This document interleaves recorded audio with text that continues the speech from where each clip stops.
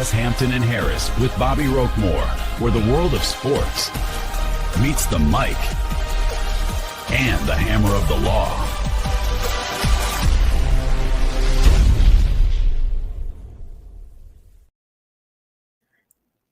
And good evening, everybody. Welcome to the very first edition of Hampton and Harris with Bobbi Roquemore here on Sports Fluent. Hello to all our friends out there. I know a lot of you guys know me from our Monday show that I do with Paul Mokeski. We Got Next. Paul Mokeski, the former Milwaukee Bucks legend. Of course, you guys know me from that show. I'm Rickey Hampton, longtime sports writer, and I'm joined on this show by one of America's great sports writers and authors, my great friend, John Harris, born and raised in Philadelphia. J.D. Harris has covered all manner of sports, almost as long as me. J.D., you damn near as old as me, man. No, we got about 100 years. We got about 100 years combined together, man. Hey, but brother, you have seen some stuff. I have seen some stuff. Yeah. And we also have our great friend, Bobbi Roquemore, who's going to be joining us periodically throughout our show.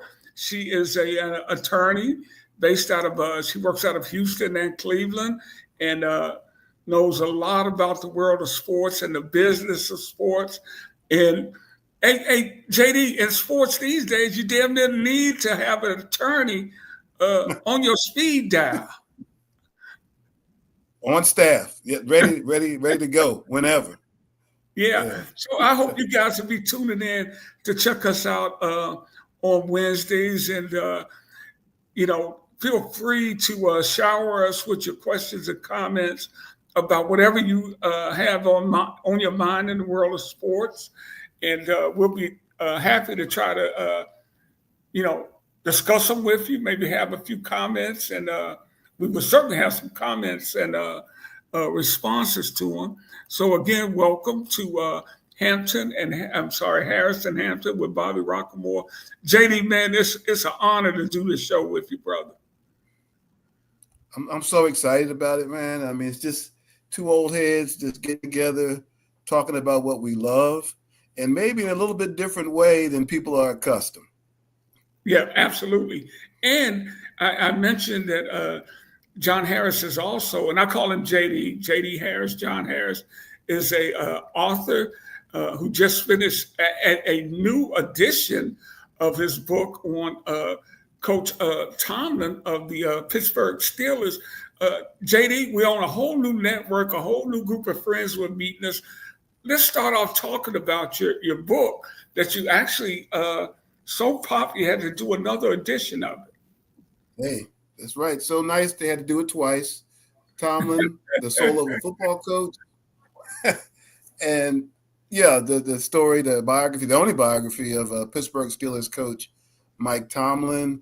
I had the fortune of covering his first 10 years with the Pittsburgh Tribune Review, and decided we need to do a book on this guy.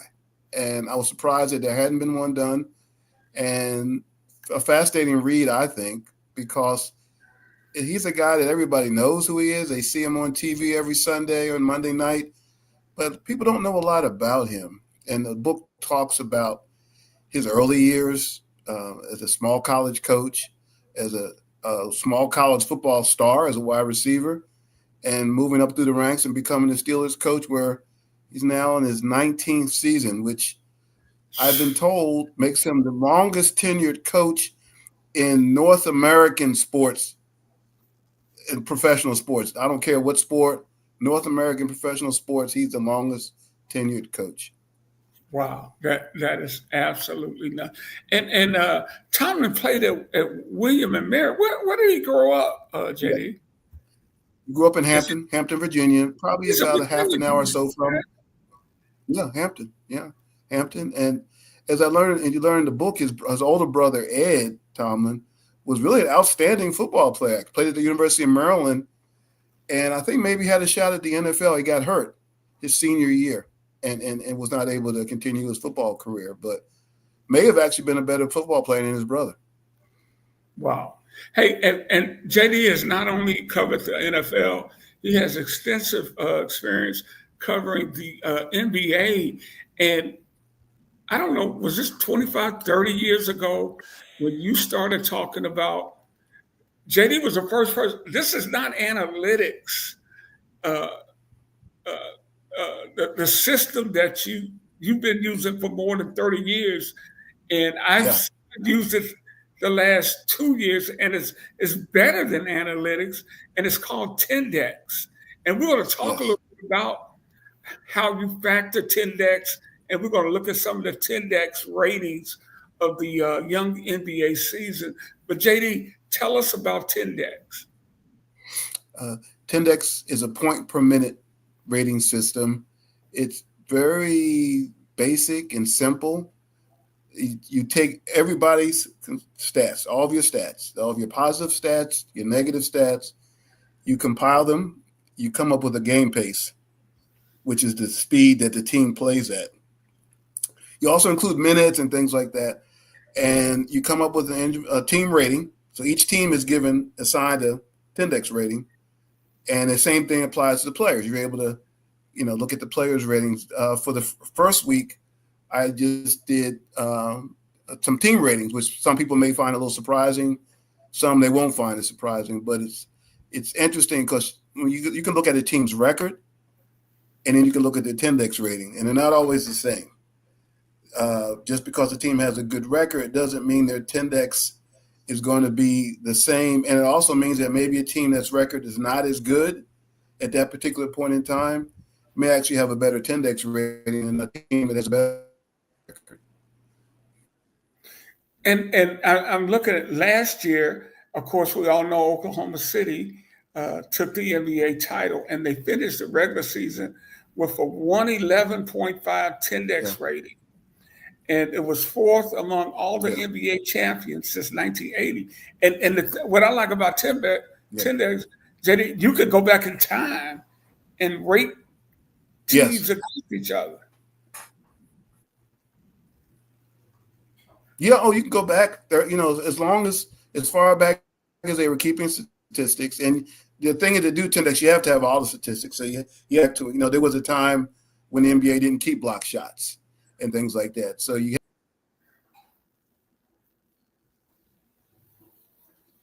JD, you there? All of those stats are available. And so I went back to 1980, what you're talking, 45 years, right? 1980, 90, 20, does that sound right? Unfortunately, yes. 45 years? Yes. So, and I think that's a pretty good indicator, right? I mean, that means last year, Oklahoma City regular season record going into the playoffs was better. Only 3 teams since 1980 were better. That includes the Pistons championship team, in 2000 when they upset the Lakers. It includes some of the Golden State Warriors teams, and I just took the liberty of doing a few ratings to start the season. Rick, I think you can talk about them. I think you got them. Yeah, I believe, and I'll tell you, I don't think anyone's surprised who the number 1 team is right now.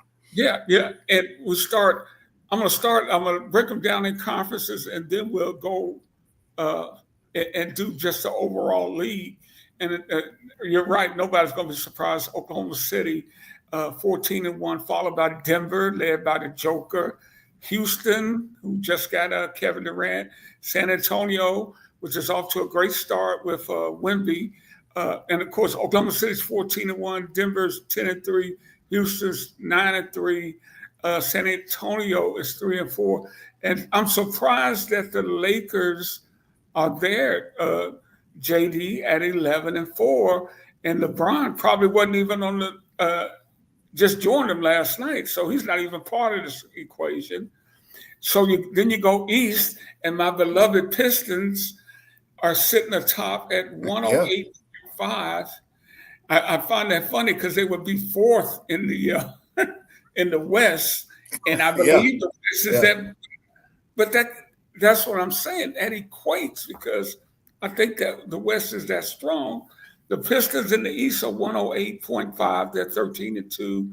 Toronto 9-5, 104. The Knicks 8-5 are next at 104. Toronto's 104.2. Cleveland 10-5, 102.2, followed by Philly at 101.4, and they're 8-1, 8-5.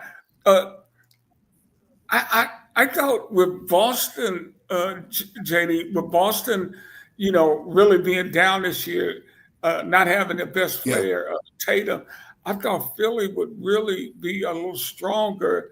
And I gotta say, I'm shocked at how well the Pistons are playing. I know they are a good team from what they showed last year, but I didn't see this start coming. They've won 11 straight games. Yeah, they have a really good team. A lot of good young players.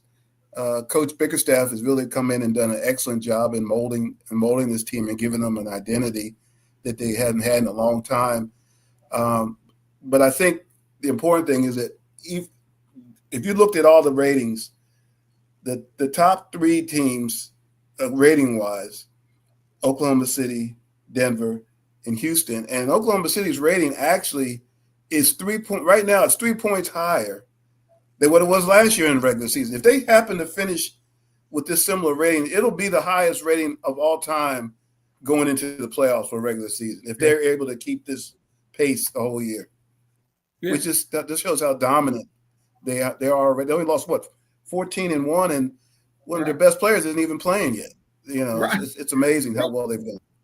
Right, and I really think the only thing that could stop them is if they have a rash of injuries, and JD, we don't want to see injuries. We got enough guys missing games in the NBA. We definitely don't want to see injuries, although it's a part of it. And tell me this, man, from your experience covering the league, and you covered the league when guys weren't. Some teams were just forgetting to fly private jets, but when travel was much harder, but the guys weren't going down as quickly back then.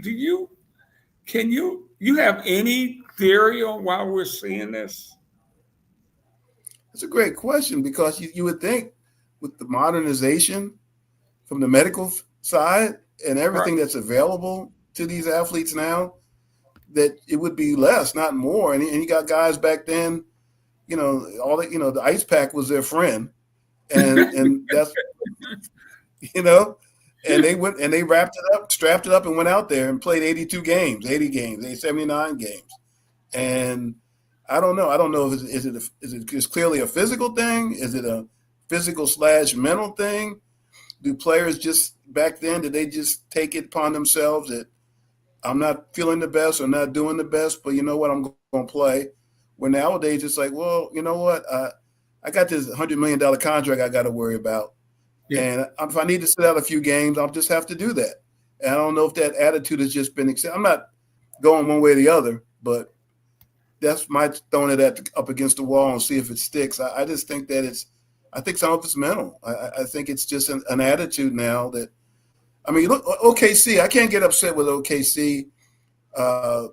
Their best player, the MVP from last year, Shai Gilgeous, how many fourth quarters has he not even played?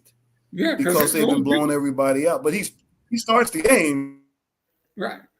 Really, doing that. The fans are seeing him. It's just they don't need him for the fourth quarter, so they're taking him out, which is almost unbelievable. Yeah. And JD, you have also seen the influx of foreign players coming to the NBA. We were covering the NBA when Tony Kukoc is coming over, the 6'11" guy who can shoot the three and pass the ball. You remember all that? Yeah. And now the last 7 NBA. I remember being stunned at how. No, go ahead. I don't see it changing. I don't see that trend changing anytime soon. Do you? I don't. I mean, if you had to flip a coin right now, who's going to be the MVP? Is it going to be Joker? Is it going to be it's going to be SAG. Who's it going to Yeah, be? yeah, absolutely. My friend Paul Mokeski always talks about USA basketball is in big trouble headed to the Olympics Yep, uh, I agree. in LA. We'll be lucky to medal. And I'm like, come on, Mo. Wow. When you look at the international teams now, uh, Wow. yeah. So yeah, we're there with that. But I do want to go a little bit back to the Tendex and then look at.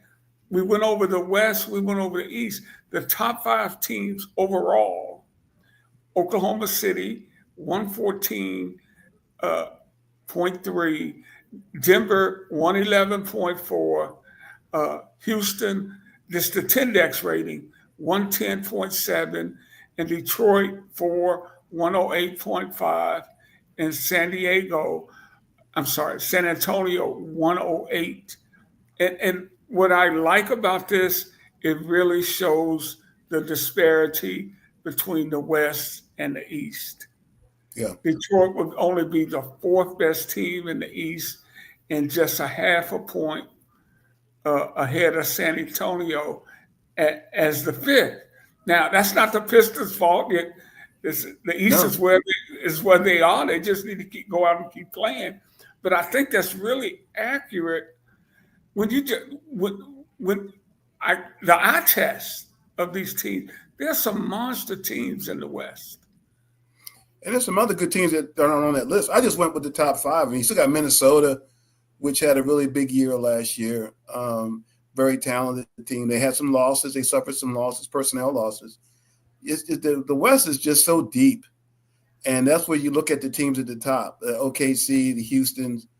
Are they going to be able to just navigate this minefield the whole year, avoiding injury and just having a lot of tough games that they're going to have to encounter. But just what I've seen of OKC, just some of the highlights I've seen of them, they remind me, the way they've been passing the ball and defensively, they remind me of Nolan Richardson's 40 Minutes of Hell with the pressure. Right. The And NBA offensively, they remind me version. of a college NBA team, the way they version. pass. Very rarely do you see a team pass the ball the way they do. They pass it, the ball moves, everybody touches it. You have to be able to shoot. Yeah. OKC, if you can't shoot, they're not just wasting a spot for a guy that can't shoot. Everybody.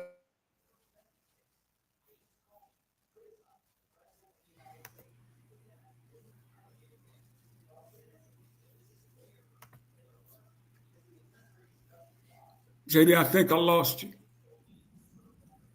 Can you hear me? No. Yeah, I can hear you now. I got. You were just saying the way they can shoot the ball, and then I lost you. Oh yeah, just everybody on the floor shoots it. I know the centers, the one center they picked up from the Knicks last year, Hardenstein. I just thought he was like a role kind of a thumper kind of guy, a garbage basket type of guy. I think there's one game this year he had like 30 points, and he's shooting with confidence. I don't know. I just think winning the championship just elevated that team's confidence to another. And JD, they are winning games by an average of almost 16 points a game, which is why Shea is sitting out the 4th quarter. Yeah.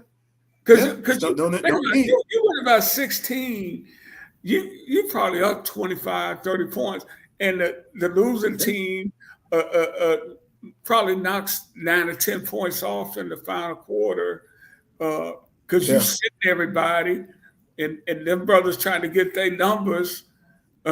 Even though we getting beat, I'm still trying to get mine tonight. So I mean that's true. Numbers, yeah. So yeah. And last week they had a test. They had back-to-back games against OKC. They had back-to-back games against Golden State and the Lakers. Curry, who went on to have a couple 40-point games later in the week, they blew out the Lakers. Now, you can say the Lakers didn't have LeBron. It's true, but OKC was playing without their second best player, Jalen Williams, this year. So what is that team going to look like when they're at full strength? You know, they're not even at full strength yet. Yeah, absolutely, man. You're watching Hampton and Harris. JD, I keep trying to put you in front of me on our title, man.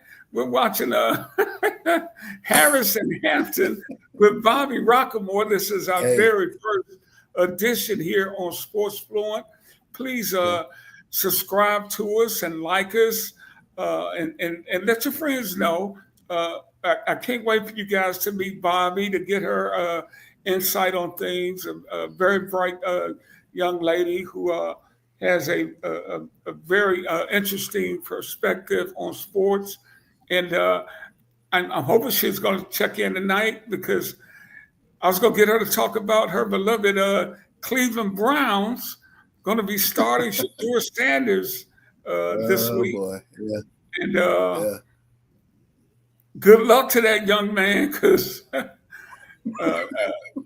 the Browns, they struggle to score the football. Man, got a great defense, and that I look at them, and in my years covering Detroit Lions football, I'm like, damn, that's the Lions, man. Yeah, that's the whole Lions. Yeah. Somehow they're gonna find a way to screw it up. So, yes, they do. But I hope that young man can go out and have a good game. It's a pretty tough time for the Sanders family right now, JD. Coach Sanders out in Colorado has had a terrible year. I think they're 3-8. I think they're 3-7. They have two games left. Yeah. 3-7 this year, and one thing, the university still likes him, and I don't know. He got the a vote of confidence from the university. Sometimes that could be good or bad, but I think that's going to be good for Coach Sanders, because he brought a ton of excitement to Colorado with him, and they were selling out like they hadn't been selling out. But man, college football has become big business, and if you're not putting money into that program, which I'm sure Colorado's doing, Dion wouldn't be there, you're going to be in trouble. Because JD, I look at what Vanderbilt is doing. Vanderbilt is 8-2. Yeah. They were in the top 10. They're still in the top 20. I think they're 15-16. And I was thinking, I always knew Vanderbilt had a lot of money, but I never knew Vanderbilt was interested in putting money into their sports program, but apparently they have, and they got a good coach and Coach Lee, and now look at what they're doing. Yeah, I mean, no, you always saw Vanderbilt as, the great school to go to, great academics, somewhat competitive, and that's the thing about sports. Coaching is important. Money is more important. Yeah. Those that put money and invest in it, you usually are going to show positive results. And that's what we're learning now in college football, especially, that you pay money, invest money, you make good, wise decisions, and you can be competitive. But you got to spend cash. Unfortunately, that's the name of the game in big time college athletics these days. Yeah, and there's no going back. No. People say, man, I miss the old days. Well, you need to go to a D3 game or something. And even those cats are getting the NIL money at the D3 schools. But Teddy, you mentioned the importance of coaching. And going back to the NBA and the Pistons, I'm a Detroiter, so I see them all the time. The job JB Bickerstaff has done there. This team, not even 2 seasons ago, I guess about a year and a half ago now, lost 29 straight games with essentially the same roster. Now, these guys are 2 years older, but that's telling me Bickerstaff has developed the talent that's there. He didn't let that losing mindset set in, and he has built a culture there. And those are all intangibles.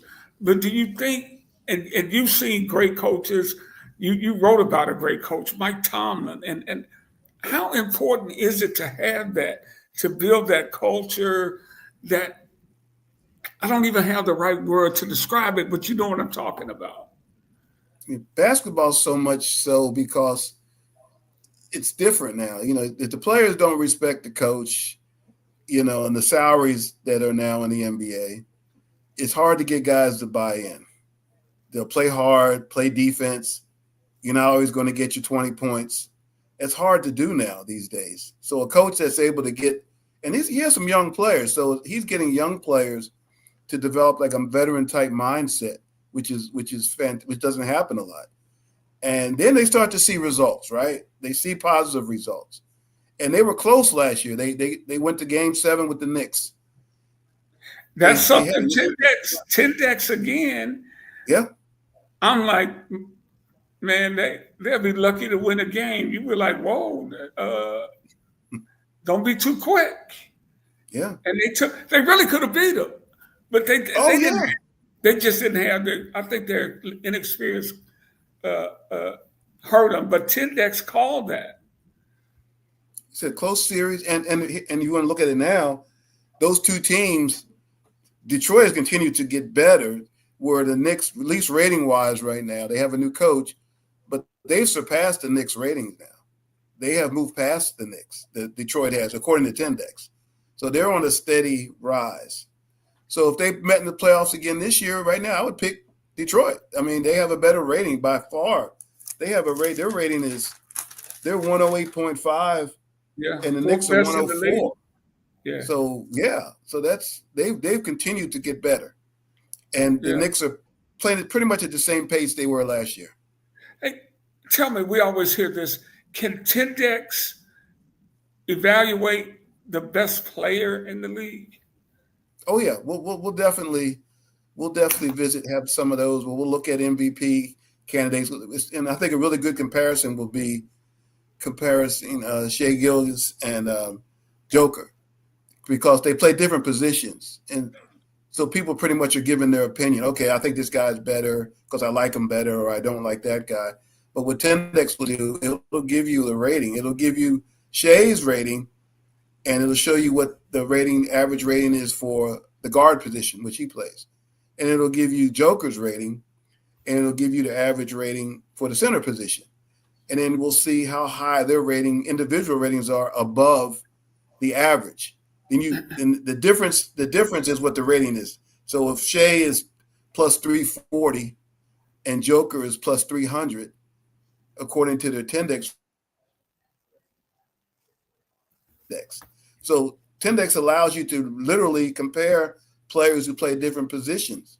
A lot of people can't. It's hard for people to just compare a guard with a center with a forward, but Tindex can do it because each position has its own individual rating, which is what makes Tindex so unique. Yeah.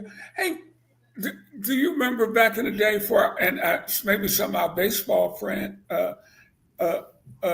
out there will remember Moneyball, that the Oakland Raiders, Oakland Athletics. Is this is Tindex along those lines? I mean, they look at, I think they look more specifically at certain things that players did well, as opposed to, I know one guy, they were looking at a guy because he walked all the time. He wasn't the greatest hitter, but he got on base. So to them is maybe getting on base is as good as a hit.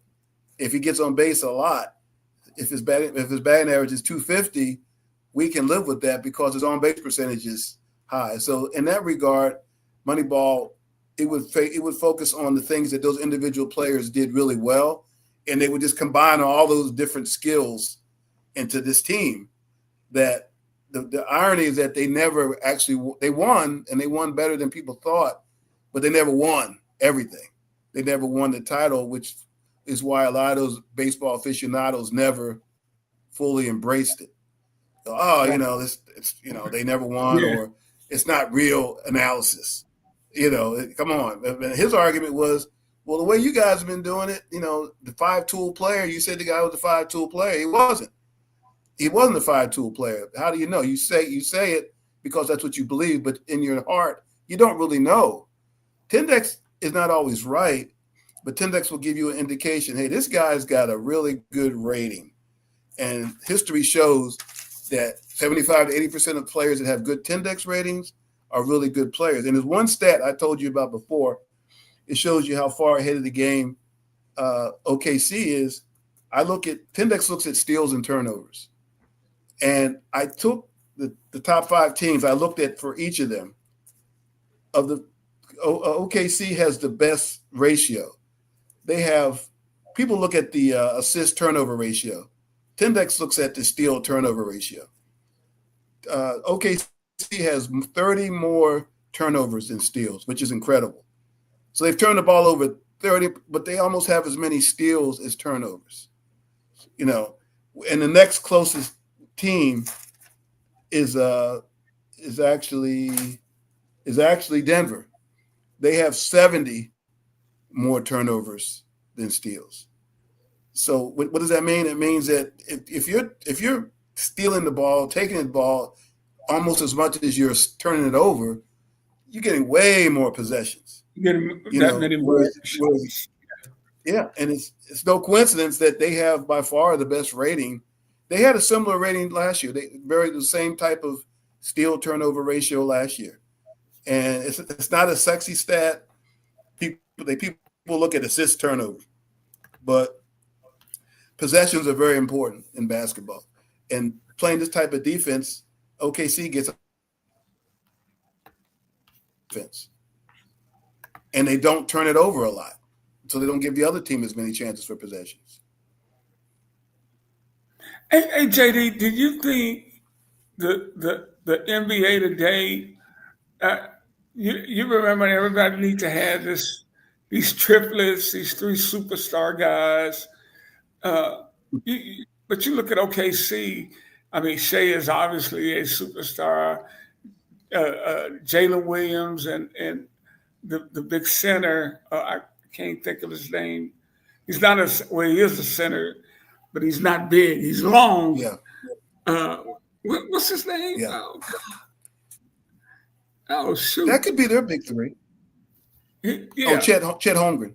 Chet Holmgren. I mean, that could be their big 3. I mean, but Shea is great, and are really good. Yeah. But I'm going to tell you something. He's a lot better this year. He shoots the ball a lot better. He's a much more assertive offensively than he was last year. He shoots the 3 very easily now. He's still a very young. Only played 1 year of college at Gonzaga. You know what I appreciated about him, especially being so frail? I thought he was going to get beat up, man. But he will go in there and mix it up. I mean, He's not backing down from guys. He'll try to dunk it on you. He'll get pushed around, but he's going to come right back. You got to push him again. So again, that's part of the culture that they are built. They have built out in OKC, and it's really impressive. I said, you hate to make a proclamation. 13, 14 games into the season, but they just look so much better than anybody else out there. I would say the closest team would be Denver. And we just lost JD. Okay. But hey, this is Rickey Hampton watching Harris Hampton with Bobbi Roquemore and attorney Bobbi Roquemore. I'm Rickey Hampton, and unfortunately, neither Harris or Bobbi are here right now. So I'm gonna give JD a couple of minutes. Hopefully I can get him back. We're gonna be here every Wednesday. We got JD back.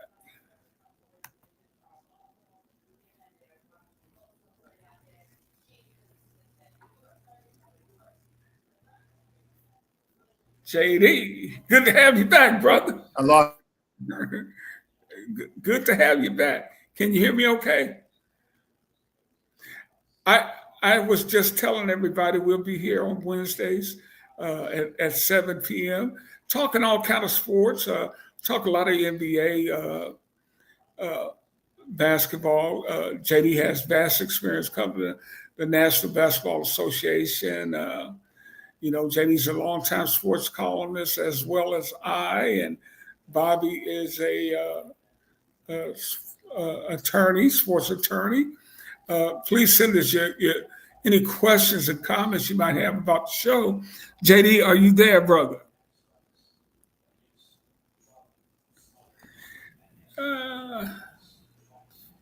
We're having some. Rick, I'm thinking about maybe give me a few seconds. I'm thinking about moving to another spot here in the studio. How about that? Okay. While you're doing that, I see you out there. Please send me any questions and comments, any topics you'd like to discuss. Your thoughts on John Harris's 10-deck rating system that has OKC as the best team in the NBA by far, and I think they can pass the eye test to back that up.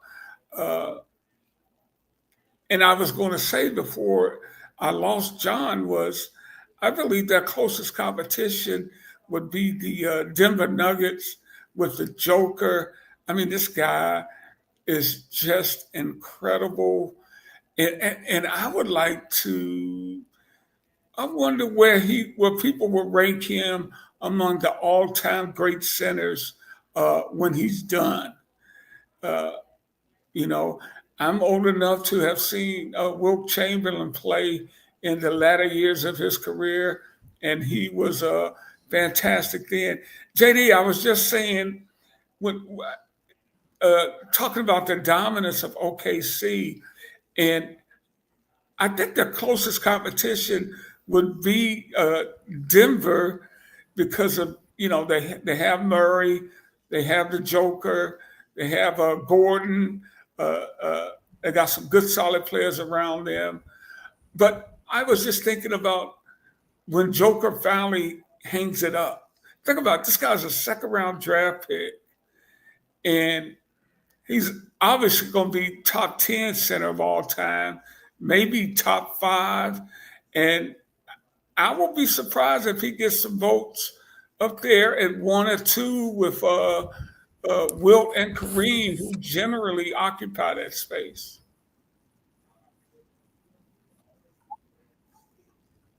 JD, can you hear me?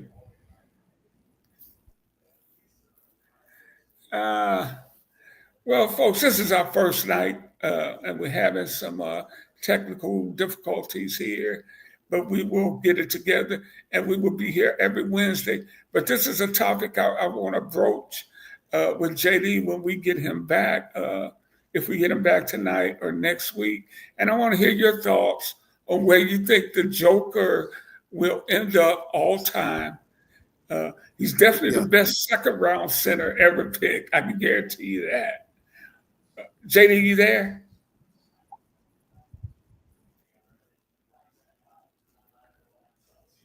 Yeah. Okay. Well, hey, we're going to get on and just close it down for the evening. Our first show, we had a couple of bumps, but here he is. I'm here. I'm trying to find a better place in the studio here to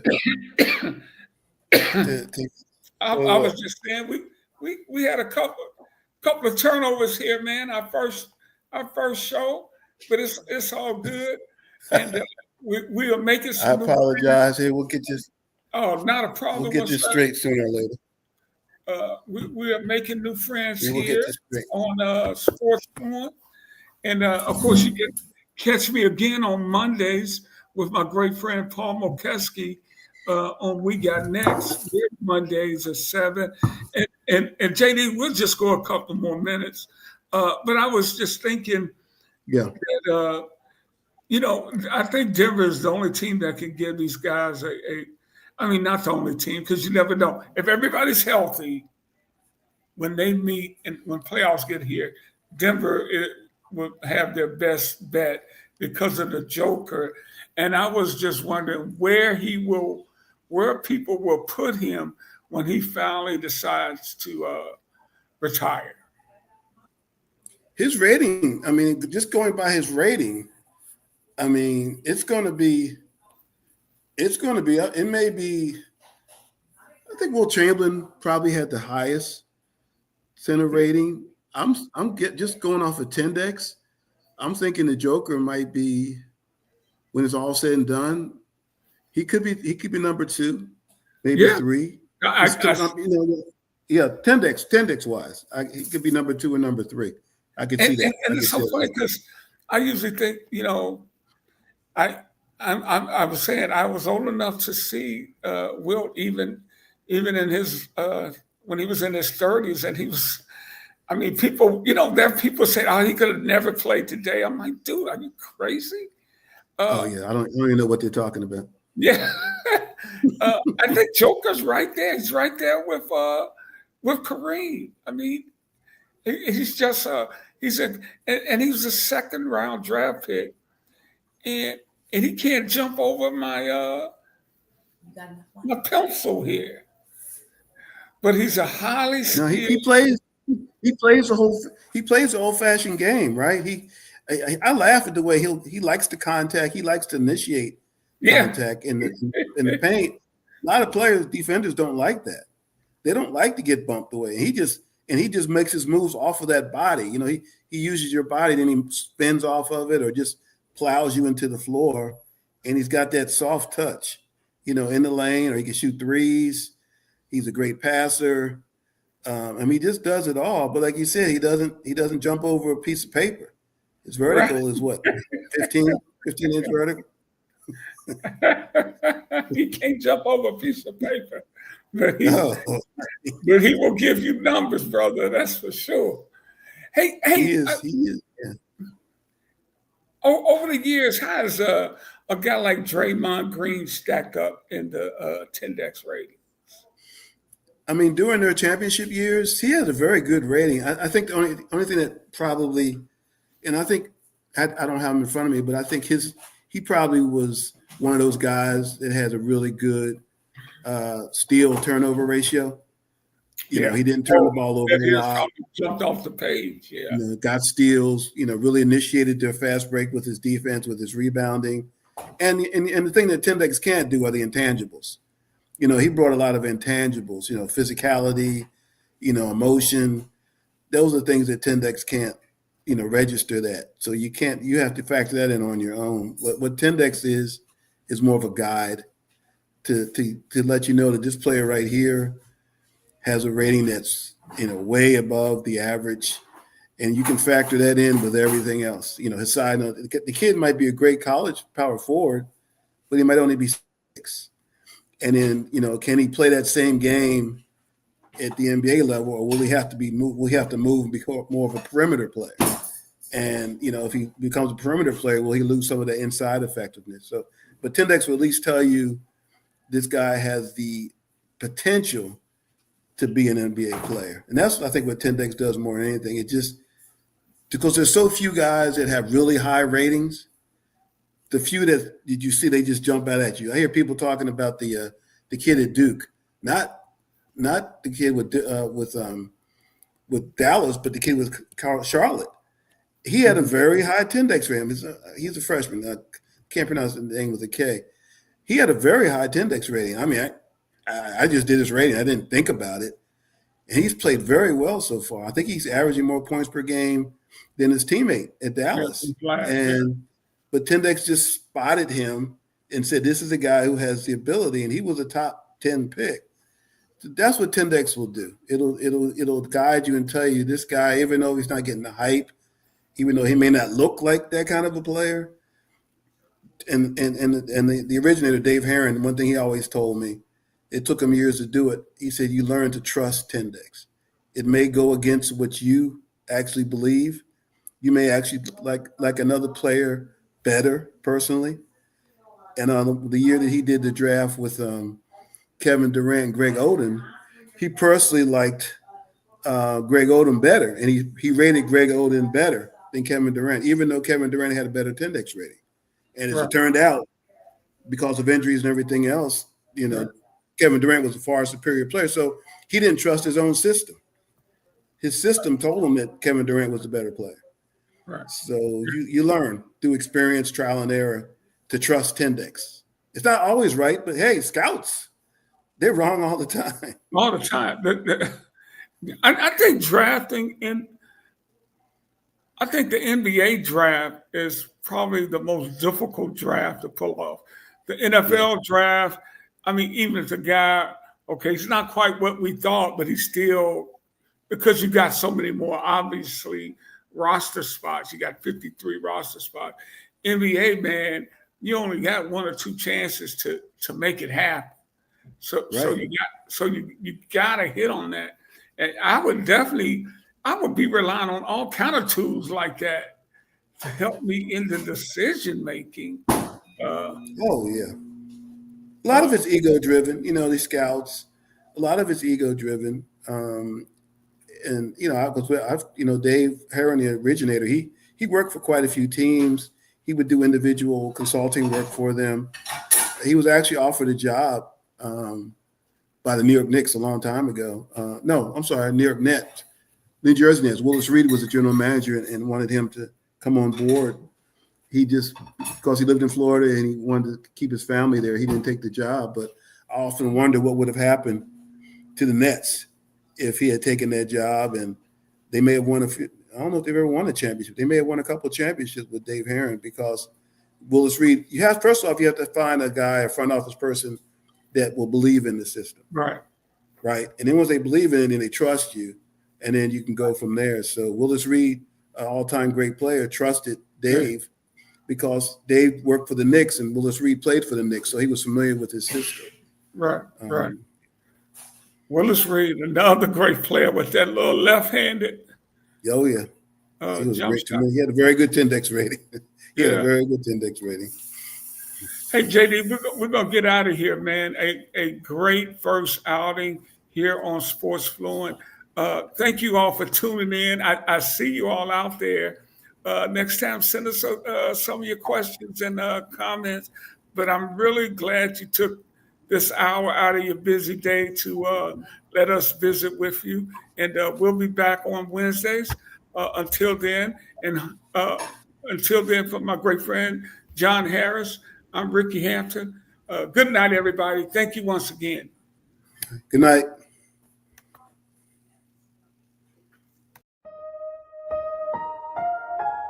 Chai.